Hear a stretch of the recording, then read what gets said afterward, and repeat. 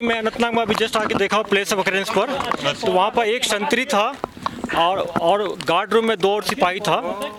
Camera में clear दिख रहा है कि पहले एक टेररिस्ट है बुर्का पहन का आया, उसने नॉक किया, बोला कि लेडी की आवाज़ में निकाला, संतरी ने गेट खोला, फिर पीछे से 2 मिलिटेंट आते हैं, अंधाधुंध फायरिंग करते हैं, हमारे जवान वहीं शहीद हो गए। फिर तीसरा मिलिटेंट आता है, वो हथियार लेके जा रहा है।